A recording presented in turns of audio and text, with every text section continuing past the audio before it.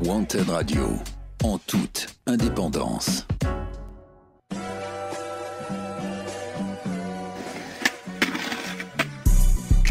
C'est Flow Urbain.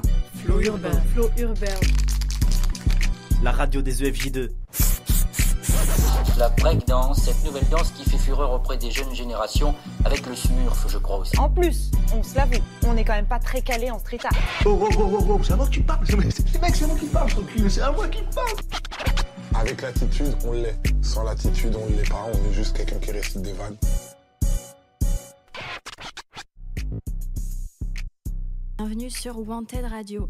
Je suis Alizée et je suis ravie de vous retrouver pour ce premier épisode de notre série spéciale Flow Urbain, qui, comme son nom l'indique, parle de la ville et la culture urbaine à Bordeaux. 4 épisodes tous les jeudis du mois de décembre pour explorer ensemble les multiples facettes de cette ville et de ses courants artistiques, sportifs et sociaux qui l'animent. Aujourd'hui, on va vous parler d'un sujet fascinant et parfois méconnu, l'exploration urbaine, autrement dit l'urbex. Avec Flora et Alice, nous avons demandé aux Bordelais s'ils en avaient déjà entendu parler. Puis Théo recevra Ben, urbexeur et photographe, qui nous racontera tout de son parcours et de sa passion.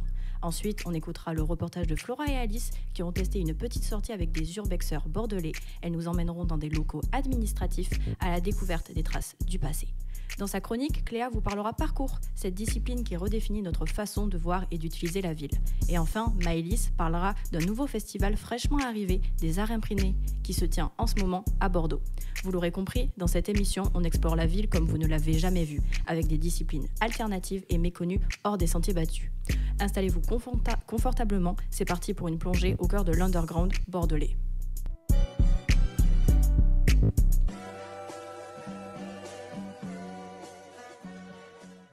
Pour commencer, avant de recevoir notre invité, nous avons demandé aux habitants de Bordeaux ce que signifie l'urbex pour eux. Voici leur réponse. Pour moi, l'urbex, c'est visiter des lieux qui sont abandonnés. Je crois pas que ce soit quelque chose de légal, mais en soi, on esquive un peu les contrôles. Pour moi, dans ma vision, c'est genre avec des drones ou des trucs comme ça, ou plus des images. L'urbex, je le connais pas. Pour moi, c'est quand on va explorer des bâtiments en ville qui sont abandonnés, je pense.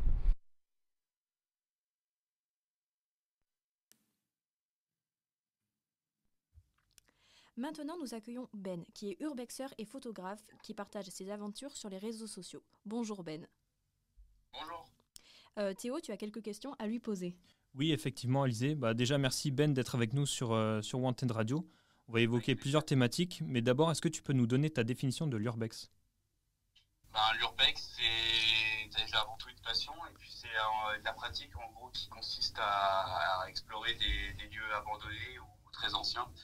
Comment ça t'est venu cette passion pour l'urbex et à quel âge ? Je dirais que ça fait plus d'une petite dizaine d'années. En fait, je ne savais pas du tout que ça s'appelait l'urbex à l'époque. Et puis ensuite, j'ai commencé à découvrir quelques lieux abandonnés autour de chez moi. J'ai fini par les visiter. J'ai pris goût. Et puis après, je me suis mis à chercher d'autres lieux un peu plus loin. Et puis, c'est comme ça qu'est née la passion, quoi. Et pendant tes premières visites, est-ce que tu étais accompagné ? Pour tout vous dire, en fait, j'étais du coup avec mes parents, mais eux-mêmes ne savaient pas que c'était entre guillemets l'urbex. J'ai même fait ça avec mes grands-parents, et puis c'était surtout avec des amis, quoi. Et quand on visite ces premiers spots, est-ce qu'il y a une certaine crainte au début ?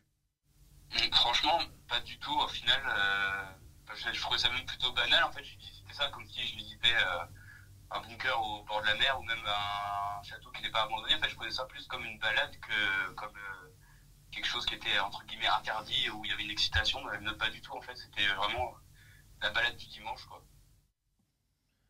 Ok. Et après, tu indiques sur ton profil Instagram que tu as visité des spots dans 6 pays européens, donc la France majoritairement, mais aussi la Croatie, la Grèce, l'Italie, la Belgique et l'Espagne. Et à quel moment tu as eu envie de pratiquer l'urbex à l'international et pas juste en France ? Déjà, il y a quelque chose que j'ai toujours voulu faire, où j'ai pas eu l'occasion. C'était Tchernobyl, parce que du coup, la période où j'ai voulu le faire, du coup, comme on le sait tous, l'Ukraine est rentrée en guerre avec la Russie. Donc j'ai pas pu aller à l'étranger. Mais en fait, au début, j'ai commencé à faire surtout autour de chez moi. Donc après, je suis parti un peu plus loin en France. Et puis, je commençais à avoir à peu près fait le tour, même s'il y a quand même pas mal de lieux que j'ai pas visités en France. Mais en fait, en voyant les photos des autres urbexeurs sur Instagram, etc., il y a quand même des architectures différentes, des lieux tout autant magnifiques à visiter à l'étranger. C'est là où je me suis dit, autant aller voir comment c'est ailleurs. Et puis, c'est comme ça que j'ai commencé à visiter un peu partout ça. D'accord. Et donc après, que ça soit en France ou à l'étranger, c'est quoi l'endroit qui t'a le plus impressionné et pour quelles raisons? Alors là, je pense que c'est en France quand même. Et je dirais que ce serait des termes abandonnés. Je ne peux pas vous dire où c'est, bien évidemment, pour des raisons évidentes. Mais non, ouais, je pense que c'est des termes abandonnés que j'ai visités parce que en fait, l'architecture, elle est tout simplement unique. C'est un lieu en fait, original où en fait, on n'en visite pas 36 dans une vie, quoi, en fait.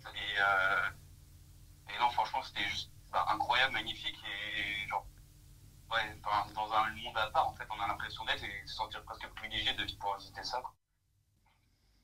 Ok. Et après, parmi tes autres spécialités, donc il y a aussi ta passion pour la photo que tu as associée à celle de l'urbex. Et comment tu as eu l'idée de les mélanger? Enfin, comment ça s'est fait? Franchement, c'est tout bête. Au début, mon compte Instagram actuel, c'était genre mon compte perso. Et du coup, j'avais que quelques amis qui me suivaient. Et puis, je mettais quelques petites photos du abandonné par-ci par-là, mais aussi des photos de moi, des paysages, des photos un peu de tout, quoi, en fait, que je prenais comme monsieur tout le monde, en fait, sur Instagram. Et un jour, en fait, j'avais mis une photo de lui abandonné. Et chose que je connaissais pas trop, au final, la vraie pratique, j'avais mis des hashtags avec la ville d'où était pris le lieu, quoi. Et suite à ça, au final, il y a un journal qui m'avait trouvé, quoi. Donc, il m'avait fait une interview sur moi également. Donc, après, ils ont publié du coup mes photos et un petit interview de moi dans le journal, quoi. Et je me suis dit, c'est cool, en fait, ça marche, il peut y avoir un petit filon à faire. Donc, au final, j'ai supprimé après toutes mes photos que j'avais de moi, des photos de paysages, etc. Et puis, j'ai commencé à faire grandir mon compte petit à petit comme ça. J'ai vu que ça prenait et puis j'ai continué, quoi. Et ça fait combien de temps que tu t'es passionné par la photo? La photo, je dirais que c'est pareil, une petite dizaine d'années. Après, la vraie photo, où j'ai commencé vraiment à creuser un peu plus comment ça fonctionnait, à faire vraiment des belles retouches, à essayer de faire de la vraie photo et pas juste de la petite photo comme ça au téléphone. Non, quoi. Je dirais 5-6 ans peut-être. Ok. Et justement, pour rester par rapport aux réseaux sociaux, est-ce que tu constates, ou non d'ailleurs, qu'il y a un intérêt croissant pour l'urbex? Et est-ce que ça peut amener à des dérives? Qu'il y ait justement beaucoup de public qui s'intéresse Je ne le voyais pas, ça. Et je me disais, ok, maintenant, on va dire que c'est vraiment une pratique qui est née pour beaucoup post-Covid. Donc, à l'époque, il y avait peu d'urbexeurs. Après, moi, je me considérais moi-même pas comme un vrai urbexeur avant parce que du coup, je me contentais de visiter des petits lieux à droite à gauche, mais rien de fou. Je faisais pas de grandes recherches, je cherchais pas mes propres lieux. Je faisais des petites photos comme ça au téléphone, mais ça s'arrêtait là, quoi. Donc, j'appelle pas ça plus l'urbex. Je disais plus que c'était de la curiosité plus qu'autre chose. Après, c'est vrai que moi-même, du coup, je me suis mis post-Covid ou juste un petit peu avant le Covid, quoi, à en faire de plus en plus. Et malheureusement, en fait, les gens ont commencé à faire ça aussi à cette période-là. Du coup, ce qui a fait que les lieux ont été de plus en plus visités, ont commencé à de plus en plus fuiter. Et suite à ça, malheureusement, il y a plein de lieux qui ont fini par cramer, avoir de plus en plus de dégradation. Et ça a été un vrai fléau pour bon nombre de propriétaires et bon nombre de lieux qui sont finis par tomber. Alors que, en fait, c'est même pas le temps qu'a joué, c'est juste les visites humaines qui ont joué sur les lieux, dans des lieux au final qui ne sont pas adaptés pour accueillir autant de visites, quoi. Après, je dirais que c'est bien parce que du coup, ça fait découvrir entre guillemets une passion de niche du coup à plein de monde et plein de monde a envie de s'y mettre, mais c'est pas quelque chose de bon pour les lieux qui sont visités malheureusement, quoi.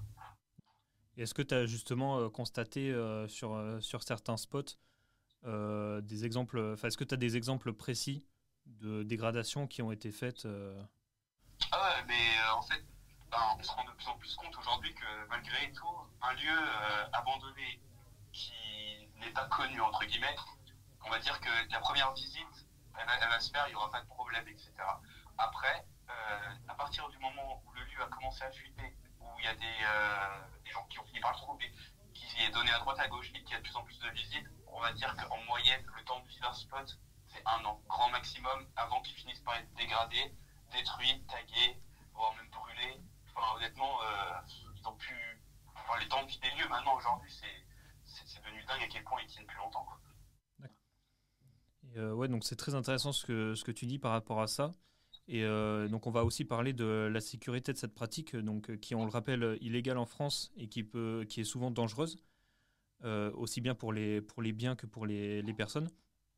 Et toi, par exemple, quelles sont les mesures que tu prends quand tu te rends sur un spot au niveau sécurité? Alors, on va dire qu'on va parler de plusieurs types de sécurité. On va dire d'abord, dans un premier temps, la sécurité humaine, on va dire. Donc, c'est-à-dire faire attention aux voisins. Faire attention s'il n'y a pas un propriétaire qui habite à côté ou au final il en a marre des visites. Donc là, déjà, c'est faire bien attention à ça parce qu'il y a plus d'un propriétaire au final. Et même il y a beaucoup de lieux, de châteaux, etc. qui sont en campagne. Donc c'est des propriétaires qui en ont marre que leur lieu soit visité, donc ils peuvent facilement sortir le fusil. Donc déjà faire attention à ça. Après, une fois que, entre guillemets, c'est acquis qu'on est dans le lieu, c'est bien faire attention au sol, en l'occurrence déjà, voir s'il n'est pas prêt à s'effondrer, voir s'il n'est pas mou, s'il est en train de pourrir, etc. Ça m'est pas arrivé personnellement, mais dans des visites avec des amis à moi, justement, j'ai plus d'une fois des potes qui ont traversé le plancher et qui ont failli même presque mourir. Donc voilà, mais après, non, il faut juste faire attention, on met les pieds, faire attention que le mur pas s'effondrer sur nous, parce qu'il y a beaucoup de lieux, au final, tout est en train de pourrir à l'intérieur. Donc à tout moment, la charpente s'effondre, le sol s'effondre, et puis c'est terminé, quoi. Encore, il n'y a pas si longtemps que ça, il y a une semaine à peu près, je crois, j'ai cru voir passer comme quoi il y a une personne de 17 ans qui est mort tombée de 6 ou 8 mètres dans un lieu abandonné. Donc c'est pas anodin, il faut juste faire bien attention, on met les pieds, bien faire attention même au-dessus de soi que ça ne tombe pas dessus. Et puis voilà, puis après mettre des vêtements qui ne craignent pas et qui sont assez solides aussi, pour pas se faire arracher par exemple avec du barbelé en essayant de rentrer ou des choses comme ça, quoi. Mais voilà.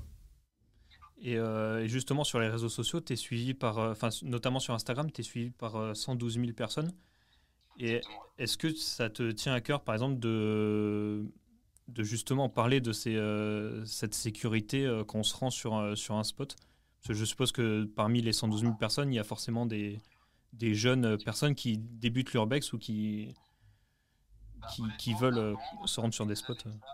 J'aimais bien partager du coup toutes ces aventures, faire de la prévention un peu, même faire des jeux concours, faire des petites choses comme ça, parce qu'en fait je voulais vraiment animer le compte et vraiment que ce soit quelque chose en fait faire découvrir un peu cette passion de niche via différentes manières. Aujourd'hui je le fais plus pour la simple et unique raison que en fait j'ai plus envie, parce qu'il y a tout le monde en fait, il y a des gens bien intentionnés et d'autres beaucoup moins bien, et j'ai plus la patience et le temps d'expliquer tout ça avec tout le monde, parce qu'au final sans être méchant, ça crache beaucoup sur tout le monde sans savoir, et du coup aujourd'hui je me contente uniquement de partager les photos, faire quelques stories de temps en temps, mais ça s'arrête là. À la limite, des trucs un peu plus de prévention ou les histoires comme ça, comme j'ai vu par exemple il y a une semaine là, où la personne avait passé à travers le sol, j'essaie plus de le faire en mode petit article sur Threads que sur Instagram. D'accord. Et donc justement par rapport à cette sécurité, tu révèles pas le nom des endroits que tu visites, et pourquoi c'est important justement, qu'on rappelle pour les auditeurs qui débutent l'urbex ou qui seraient tentés justement de donner le nom des lieux qu'ils visitent? Déjà, premièrement, c'est illégal. Deuxièmement, en fait, malgré tout, chaque lieu abandonné est toujours, entre guillemets, appartient toujours à quelqu'un. Que ce soit un propriétaire qui est encore en vie, et que ce soit à une mairie, que ce soit à X personnes, quoi. Il y a toujours un propriétaire sur chacun des lieux. Donc en fait, à partir du moment où tu pénètres dans un lieu, tu vas en connaissance de cause. Tu sais que tu n'as pas le droit, tu sais que c'est pas bien, et tu sais que tu peux porter du tort ou faire préjudice à certaines personnes. Parce que malgré tout, au final, on sait que les lieux sont visités, on sait que les lieux sont abandonnés, entre guillemets, mais au final, comment dire, en fait, on ne connaît pas l'histoire parfois de certains lieux, et on ne sait pas à quel point ça peut tenir à cœur à certains propriétaires de préserver ce lieu finalement. Le message est passé pour le conseil, merci Ben. De tomber sur le propriétaire, de pouvoir discuter avec lui qui n'ait pas été méchant, et de connaître au final le fait que ce soit son mari qui soit décédé, puis son fils, puis en fait ça a été plein de problèmes accumulés qui ont fait que le lieu ait été abandonné, quoi. Et au final, ça fait presque de la peine d'entendre ça, et du coup on a envie de se dire mais faut que les gens arrêtent de venir sur place parce qu'en fait la personne en a marre, quoi. Donc moi des fois je fais des petites stories quand j'entends ces histoires-là en me disant non c'est pas vraiment abandonné, n'y allez pas, quoi. Mais après bon, c'est toujours la passion, toujours envie de faire des belles photos de ces lieux-là. Mais malgré tout, faut pas divulguer les lieux, premièrement pour ça. Et après, bien entendu, il y a le fait, comme je vous expliquais tout à l'heure, que plus un lieu est visité, plus il est dégradé vite, quoi. Donc non, c'est pour ça qu'il ne faut pas du tout aller dans les lieux, pas les dévoiler, et malgré tout, garder ces trouvailles pour soi, quoi. D'accord. Merci Ben d'avoir pris le temps de nous répondre, et puis on te souhaite une bonne continuation pour tes futurs projets, si tu en as. Très bien, merci beaucoup. Puis si vous voulez commencer, j'ai un petit mot à faire passer. Cherchez vos lieux vous-même, prenez soin de vous, faites bien attention à ce que vous faites, faites-le en connaissance de cause. Et puis gardez tout ça pour vous, quoi. Le message est passé pour le conseil, merci Ben. Flow Urbain, l'émission radio des EFJ2. Le reportage. Tout de suite, direction un lieu mystérieux avec notre reportage Urbex. Nous vous emmenons dans un bâtiment administratif de Bordeaux où passé et présent se mêlent dans une atmosphère unique. Écoutez bien, vous allez être transportés. Reportage réalisé par Flora et Alice qui étaient accompagnés par Gaspard, Tom et Titouan.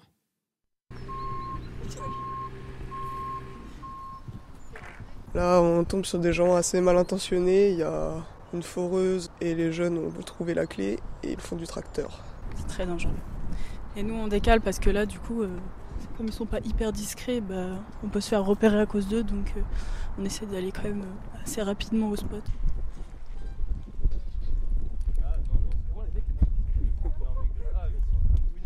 Ils sont en train de désamianter le bâtiment là, donc il est encore plein d'amiante. Et le curetage il est en cours, donc l'amiante elle est en train de voler un peu dans le bâtiment, ils ont dû en déplacer pas mal. Il faut quand même anticiper pour un spot comme ça d'avoir un masque et dans l'idéal une petite combi jetable pour protéger les vêtements. On va prendre l'entrée qui est sur la gauche, on va se balader à travers les bâtiments et puis on va essayer de trouver les différentes salles les plus sympas en fonction de la déco et de la végétation qui est sur place. Normalement, si on continue un peu à travers les buissons, il y a un petit passage. Je crois qu'il faut passer en équilibre un peu sur une planche, mais ça se fait.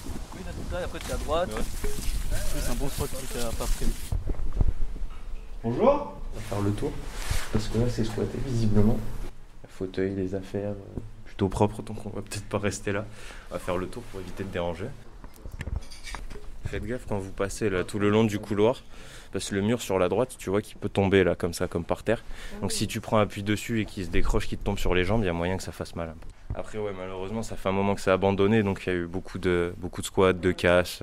C'est ouvert de partout, quoi. Et encore, là, ils ont fait l'effort de clôturer certaines entrées et de casser la route pour que les camions ne passent plus. Sinon, c'était vraiment c'était ouvert aux 4 vents, quoi. Il y avait 4 routes qui étaient restées ouvertes, donc ça faisait 4 routes pour rentrer sur le spot. Tout s'est effondré, puis tu le vois par terre, t'as tout plein de morceaux d'isolant, t'as des pneus, des sacs de vêtements. Les gens ils ont pris un peu le spot pour une décharge, du coup ils ont tout vidé ici. Et entre ce qu'ils ont cassé et ce qu'ils ont laissé, ça fait un peu dégueulasse. Et une fontaine au milieu du spot. Gaspard, on fait quoi là ? Là on descend dans le sous-sol. Il y a quelqu'un ?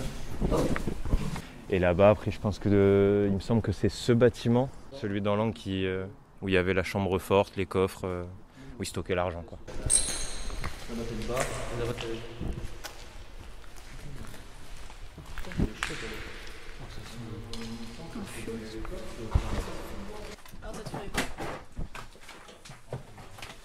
Alors là, on est sur des relevés de travaux pour une entreprise que je ne citerai pas, du coup. Mais ouais, c'est une liste de numéros de compte, d'ordre de mission. Toute la paperasse qui était dans la banque avant que ça ferme, qui est restée dans les murs malgré le squat. Là, je suis en train de montrer un trou, comme je parlais tout à l'heure, qu'il faut faire gaffe en urbex parce que il est un peu caché derrière 2-3 planches et si on regarde pas où on met les pieds, on a vite fait de mettre le pied dedans et ouais. C'est une trappe. Pas encore de quoi se faire très mal, mais de quoi se faire une cheville facilement, ça va vite, quoi. Prévention en urbex, déjà toujours prioriser la sécurité, que ce soit pour soi ou pour les binômes. parce que une blessure, ça va super vite, ça soit superficiel, se planter un truc dans le pied, dans la main, ça se fait hyper rapidement.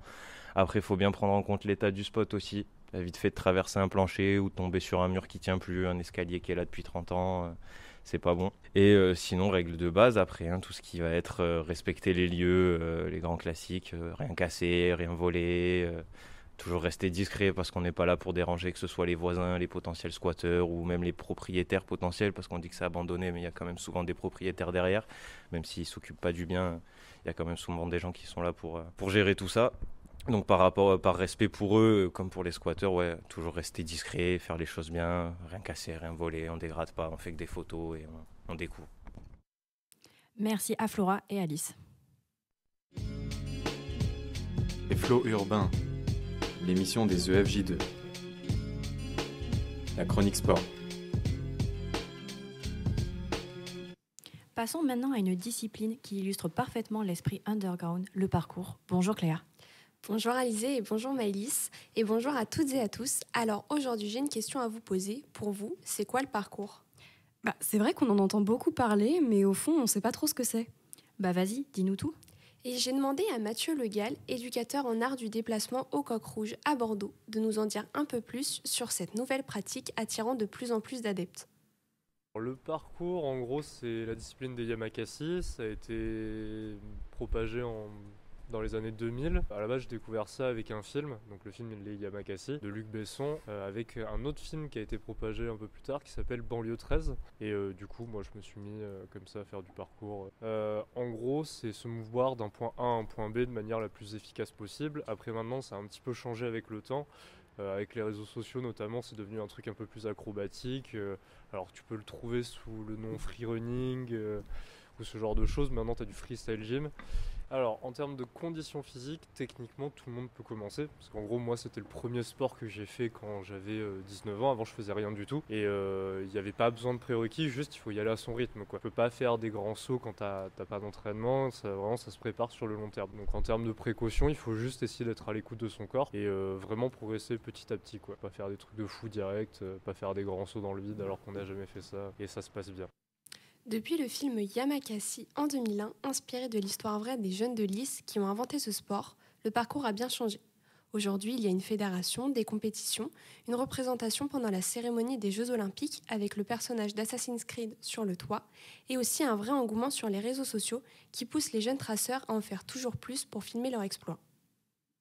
Moi, le seul truc sur lesquels j'ai mis des réserves, c'est du coup les réseaux sociaux, dans le sens où ça oblige les gens à être dans l'excès, on va dire. Après, c'est ce qui permet aussi de faire avancer la discipline, puisqu'aujourd'hui tu vois plein de tricks que tu n'aurais pas vu il y a 10 ans. Il y a des choses qu'on pensait impossibles à l'époque qui aujourd'hui sont incroyables et qui maintenant sont standards, tu vois. Genre moi par exemple, les trucs que je fais qui à l'époque était très dur, maintenant aujourd'hui c'est un standard pour des jeunes de 20 ans, quoi. Donc ça c'est un petit peu la réserve, il faut faire attention avec le danger des réseaux. Dans les faits, moi plus il y a de monde qui pratique, mieux c'est pour moi, parce que mon but à moi c'est vraiment de développer la communauté qui est à Bordeaux, chose qui est très dure avec le temps qu'on a ici, mais en soi voilà, c'est vraiment le but ultime, quoi, qu'il y ait plein de gens qui en fassent. Mais ce n'est pas sans risque. Alors même s'il n'y a pas de chiffres précis témoignant du danger de ce sport, il arrive que des personnes décèdent. En avril 2024, un jeune homme de 17 ans s'est tué après une chute de 50 mètres. Passionné de parcours, il a grimpé sur le toit du Grand Hôtel Dieu à Lyon pour prendre en photo le coucher de soleil. Ce genre d'accident est rarissime mais peut arriver. C'est pourquoi il est important de ne pas se lancer sans être accompagné. Merci Cléa pour ces rappels de sécurité. Flots urbains, l'émission radio des EFJ2. C'est la chronique culture. Enfin, pour clore cette émission, l'art de l'underground, c'est aussi des expositions qui bousculent nos perceptions. Salut Maëlys, actuellement à Bordeaux, il y a un festival des arts imprimés. Alors oui Alizé, c'est la toute première édition de ce festival, le Print Show Festival. Il a lieu du 14 novembre au 21 décembre dans tout Bordeaux et principalement à la fabrique Paula, rive droite. Hugues Legrand, coordinateur de l'association L'Insoleuse, nous en parle. Le Print Show, c'est un festival autour des arts imprimés. On l'avait pensé déjà en 2019, mais du coup le Covid a fait qu'on ne pouvait pas le réaliser. Donc il a été reporté. Et donc ce festival, il a pour but de mettre en lumière les techniques d'impression liées au monde de l'art. Et du coup, l'idée c'est de rassembler des artistes qui utilisent différentes techniques d'impression et d'essayer de fédérer des acteurs du monde de l'imprimerie d'art à Bordeaux. Il y a plusieurs volets, à la fois un volet d'exposition avec différentes expositions qui sont organisées, une qui est donc à Disparate. Donc Disparate, c'est une librairie associative qui est spécialisée dans le fanzine. Donc ça, c'est la première exposition, et puis la deuxième exposition qui est la plus importante, et donc elle est située dans la Fabrique Paula, dans le Polarium. Et après, donc les ateliers qui sont encore proposés, il y aura des ateliers de pratique artistique, de gravure, de sérigraphie lors du marché Noël de Paula. Après, il y a des ateliers qui sont dédiés plus aux professionnels et aux étudiants. Vous vous dites sûrement, super, mais c'est quoi les arts imprimés?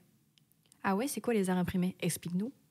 Eh bien, c'est l'ensemble des pratiques artistiques basées sur la réalisation d'images par impression d'une matrice, comme des plaques de cuivre ou du bois, sur un support, papier ou tissu par exemple. Les techniques d'impression sont nombreuses, il y a la sérigraphie, la gravure, la risographie et l'impression numérique.